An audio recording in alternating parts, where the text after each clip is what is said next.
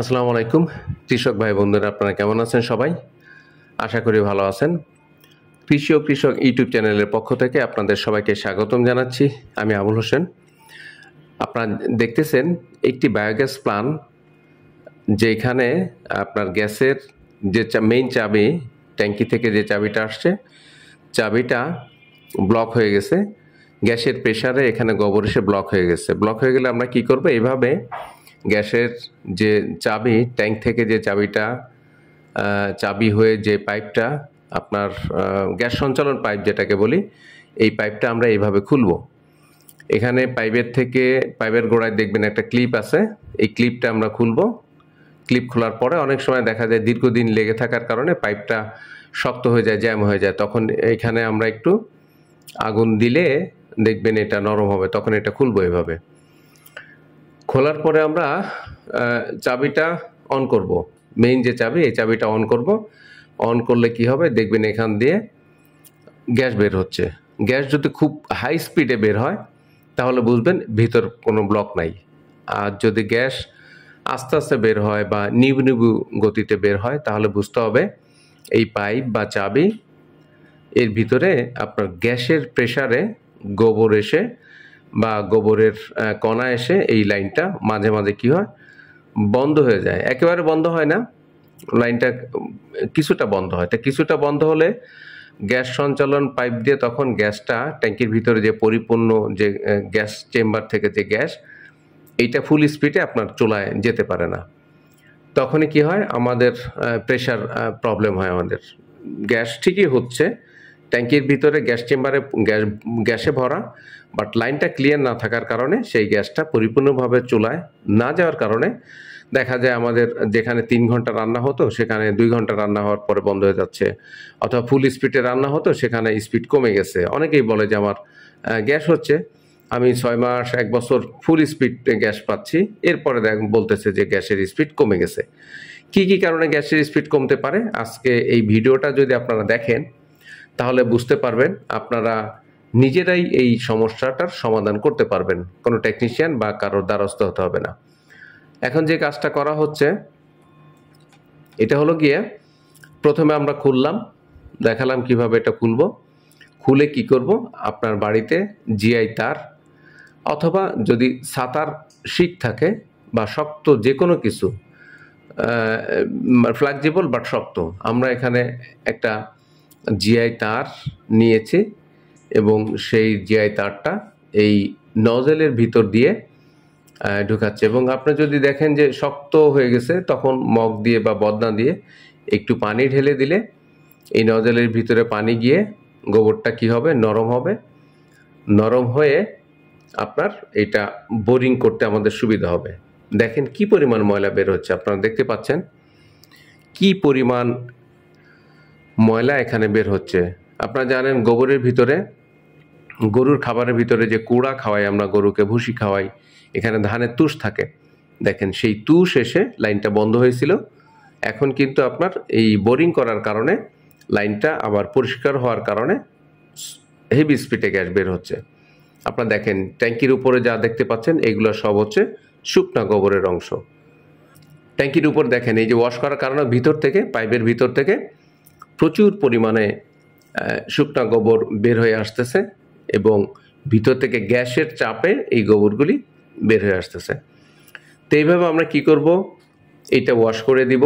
Wash করে দিলে আপনার যে সমস্যা, গ্যাসের স্পিডের সমস্যা, সেটা ঠিক হয়ে যাবে। আসলে আমরা অনেকেই মনে করি যে বায়োগ্যাস প্ল্যান্ট একবার বসালে এটা বুঝি 25-30 বছর আমাকে সার্ভিস দিবে।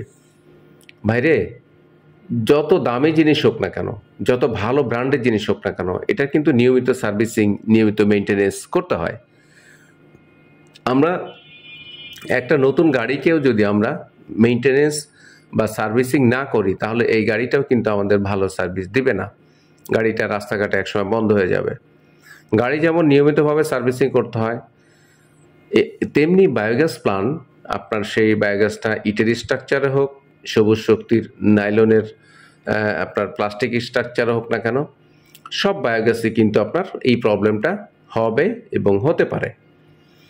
এখন এই প্রবলেম থেকে বাঁচার জন্য আমাদের আরেকটা উপায় আছে, সেটা হচ্ছে আমরা গোবরের ভিতরে প্রচুর পরিমাণ পানি ব্যবহার করব, গোবরটাকে বেশি লিকুইড করে দিব, যাতে করে ভিতরে আপনার পানি শূন্যতার কারণে গোবরটা শুকাতে না পারে। গোবরের যে ট্যাঙ্কির যে গোবরের উপরের স্তরের গোবরটা যদি শুকায় যায়, তখন মূলত এটা উপরে ভেসে ওঠে যেই তুষ বা ধানের কণা, ধানের খোসা, এইগুলো তখন কি করে আপনার গ্যাসের প্রেশারে এই পাইপের ভিতরে চলে আসে। আমরা যদি প্রচুর পানি ব্যবহার করি তাহলে এই প্রবলেমটা আমাদের অনেক কম হবে। তো এইভাবে আমরা কি করব, এইভাবে পানি দিয়ে দিয়ে এই লাইনটা মোট কথা ক্লিয়ার করতে হবে। আমরা যেভাবে পারি, 87 হোক, তারপরে আপনার জিআই তার হোক, বা যে কোনো একটা কিছুতে এইভাবে আমরা এটা পরিষ্কার করে যখন দেখব ভিতর থেকে প্রচুর গ্যাস বের হচ্ছে এবং ফুল স্পিডে বের হচ্ছে, তখন আমরা এটাকে আবার পাইপটা আবার সেট করব। পাইপটা সেট করলে আমরা আগের মতো প্রেশার পাবো। আপনারা দেখেন ট্যাঙ্কির উপরে যে ময়লাগুলি দেখা যাচ্ছে, এই সব ময়লাগুলি ছিল মূলত এই চাবির ভিতরে, এই পাইপের ভিতরে। তাহলে আমরা একটা সময় যখন ভালো গ্যাস পাচ্ছিলাম, এখন গ্যাস পাচ্ছি না, এই ট্যাঙ্কির তো কোনো পরিবর্তন হয়নি। 6 মাস বা 1 বছর পর্যন্ত যেই গোবর ছিল, যেই গ্যাস ছিল, যেই গরু ছিল, যেই গোবর ছিল, এখন তো আমার সেই গরু সেই গ্যাস। তাহলে 6 মাস আগে আমি গ্যাস পাচ্ছিলাম ফুল স্পিড, এখন পাচ্ছি না। নিশ্চয়ই আমার সার্ভিস লাইনে বা গ্যাস সঞ্চালন লাইনে কোথাও প্রবলেম হয়েছে, এখানে প্রবলেম হতে পারে। অথবা গ্যাসের যে সঞ্চালন পাইপ, এই পাইপের ভিতরেও অনেক সময় গোবর গিয়ে আটকে যেতে পারে।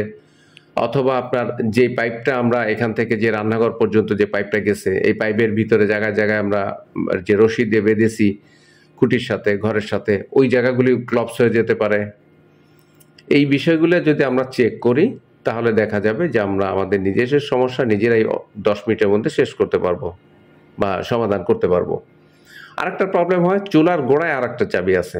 তো মাঝে মাঝে দেখা যায় ভাতের মাড়, ডাল, দুধের সর, এগুলি পড়ে বার্নারের ভিতরে পড়ে আপনার চুলার গোড়ায় আরেকটা নজেল আছে, চিকুন একটা নিপিল আছে।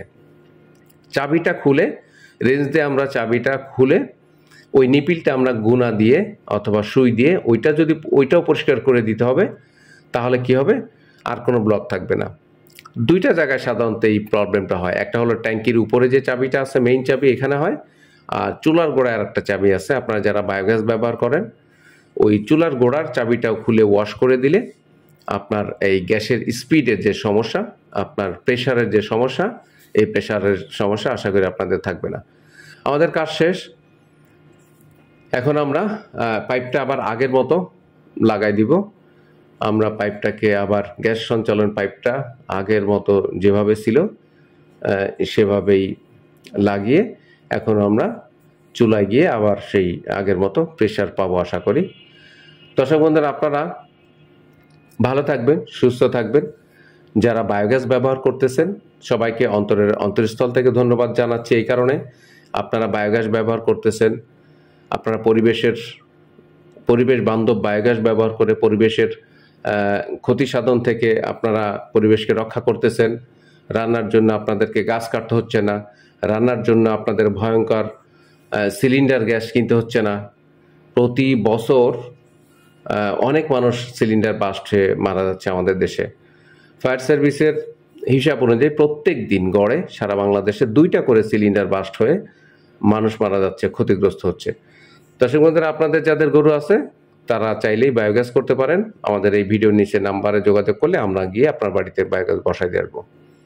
ভালো থাকেন, সুস্থ থাকেন। আসসালামু আলাইকুম ওয়া রাহমাতুল্লাহি ওয়া বারাকাতুহু।